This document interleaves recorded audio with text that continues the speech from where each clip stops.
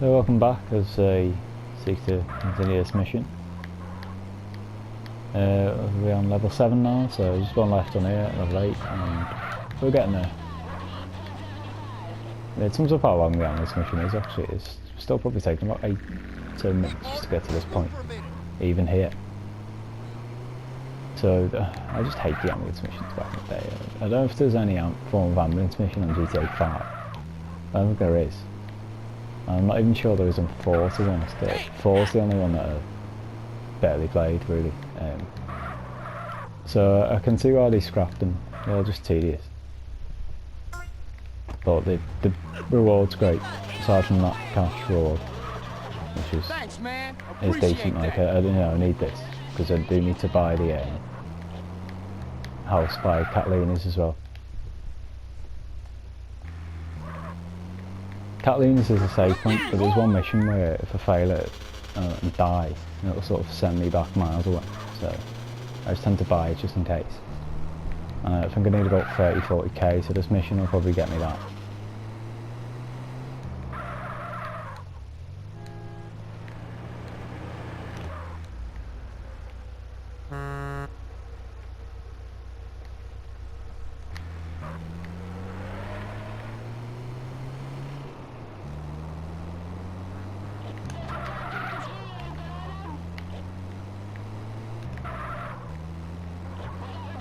I think after this mission, I'll do the first stat check, because it's been a while.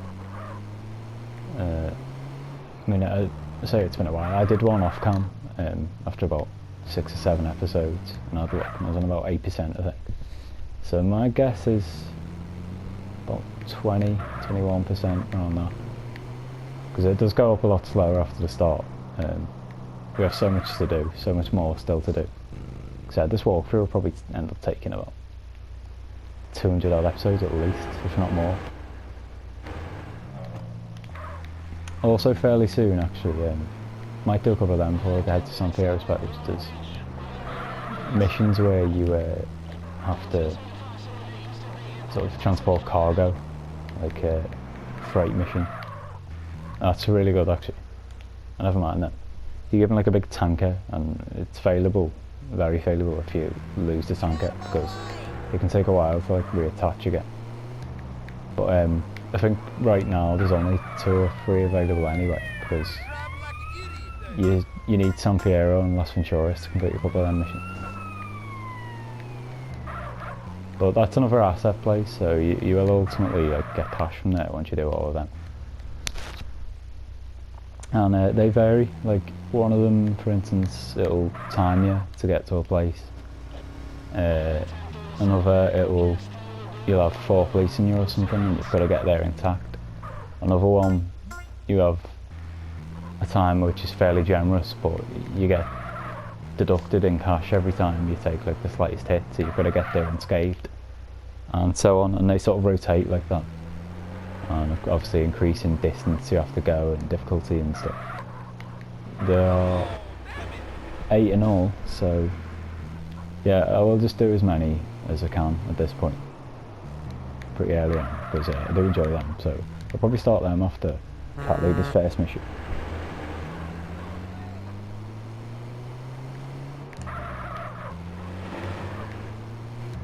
So I hope my plans open plot enough the route's okay. There's another guard on there. You know, level 9. Right, so I can get them in freeze. Doesn't look too bad right now.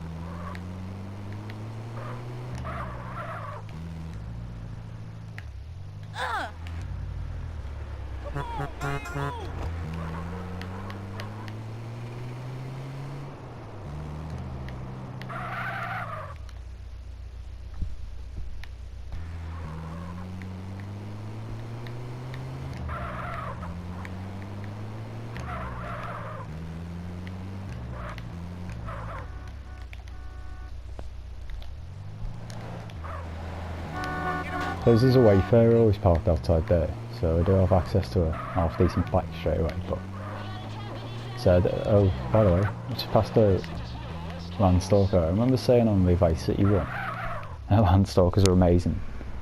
Well, they were diabolical on this, on GTA 3. I found them so hard to control.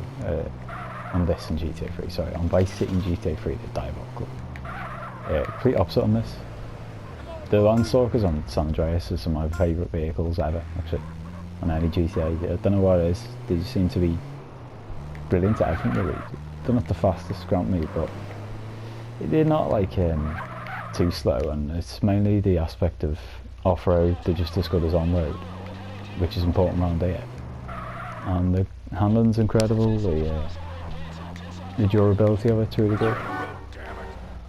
So yeah, I suppose I'd say that's the best vehicle to spawn around it for missions that you're looking at. And I'm definitely going to be using Landstalker for the first race that comes later on. You end up racing a guy called Woozy, who you work for in San Andreas, and you actually end up meeting Claude Speed, which is like the reason why Catalina sacks you off. So she stays with him for what, 9 years? This is set in 92, GTA 3 in 2001. So yeah, just puts into perspective of Catalina's nature. 9 years down the drain after that GTA 3 cutscene. But as I've said on random parts throughout the other games, I do like how certain characters make returns, or there's references to them. There are a few others on this game. You end up meeting Salvatore, Ken Rosenberg, Ken Paul, who of course from GTA 3 and the latter two Vice City respectively. And yeah, just generally it's nice to get a bit of backdrop to how certain things are, like Salvatore actually meets Maria in this game. So something like Claude and Maria in the same game. It's a good job they didn't meet.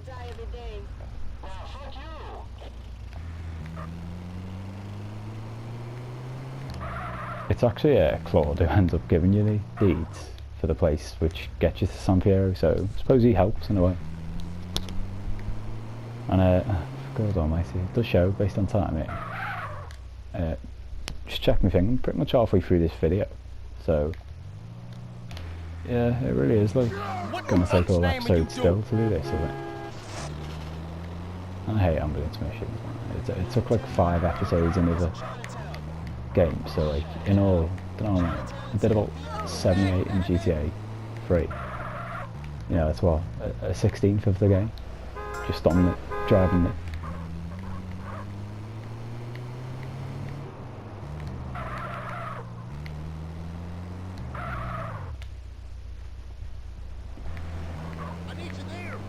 So almost done for level 10. I tend to leave the easier ones till last, just for peace, really. Oh, come on, don't die.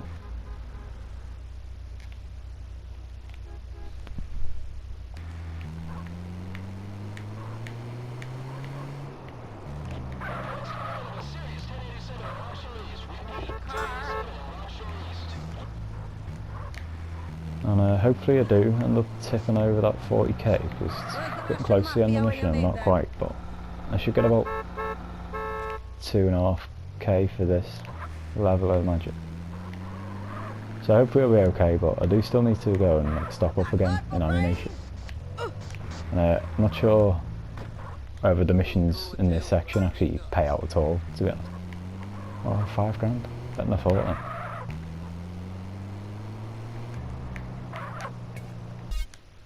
This is probably the only one, well, this stage, these levels where I do have to actually plan.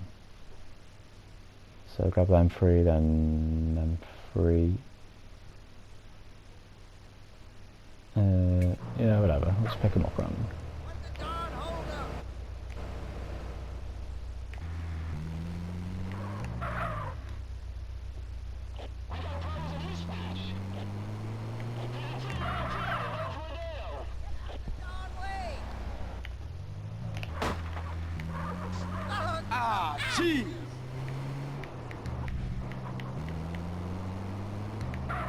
You do have everything in this place that you're gonna need though. I've just passed a guy who sells a hot dog store, so there's a great health source. Got the armour over there, your ammunition. So whilst it is an annoying ass place to be, yeah, we have enough to sort of re-equip and replenish whenever needed.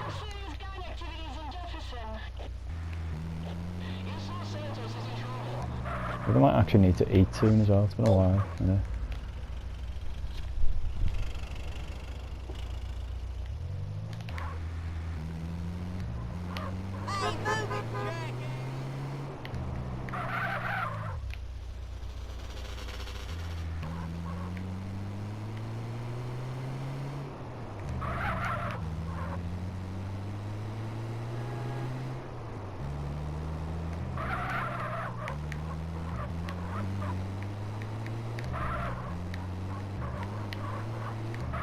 Yeah, seeing as I'm just driving around aimlessly and I haven't really got much to commentate on, I thought I'll go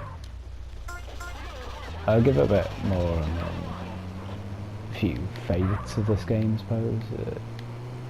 I think if I had to pick a favourite radio station, I'd go with Bounce FM. Favourite gang's obvious, it's going to be Grove Street in it, representing.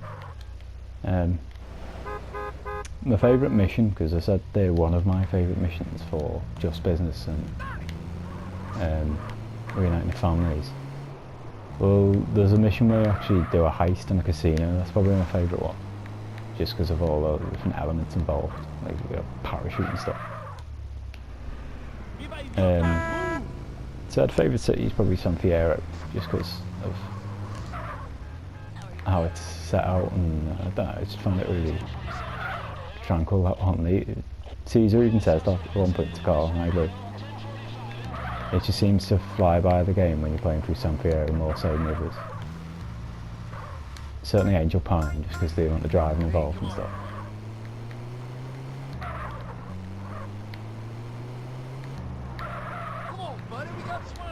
Favourite character, seems cliche to say Carl, but it actually probably is.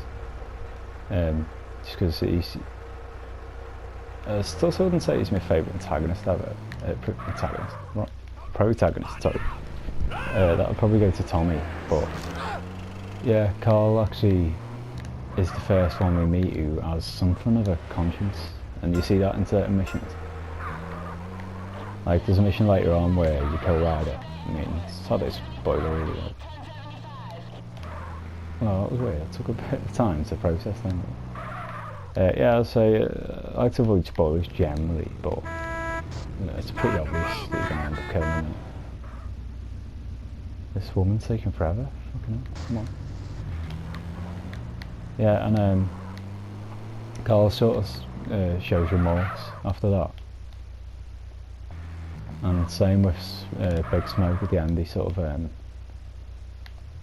laments that this had to happen, kind of thing. So he's not like an ice cold killer entirely, as opposed to Claude, who just does stuff without blinking, and Tommy, who just seems to take active enjoyment in it at times. So I just figured out that there's like an extra dimension for the protagonist in this game. Not to the degree of stuff like GTA 5, of course, because that's like a character development that's incredible, just because the size of the game, and it was easier to do it at that stage, I suppose. Yeah, people like Michael, who are quite complex. Carl is quite singular compared to him, but I still think he's a better character, to be honest. You know, you've got to bear in mind the time this game was made, and the fact it was only made in 2 years and with a lot smaller a team, and they put a focus on other stuff. Whereas GTA 5 had so many years and what have you, so yeah, I just always enjoyed that aspect of Carl. It's not just with the former Grove Street members as well, it's some other occasions in the game where he sort of expresses regret about having to do things. But on the whole, he's still pretty much a badass. One-man army shit.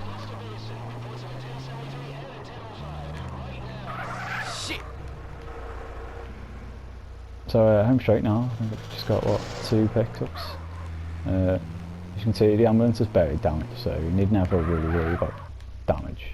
It is just flipping it, the issue, but there's not even much scope for flipping it on it. I suppose, I mean, I recommended San Fierro doing it if you don't do it here, but that is one problem there, that a lot of the terrain is uneven. It's based on San Francisco, there's like a lot of hills and stuff.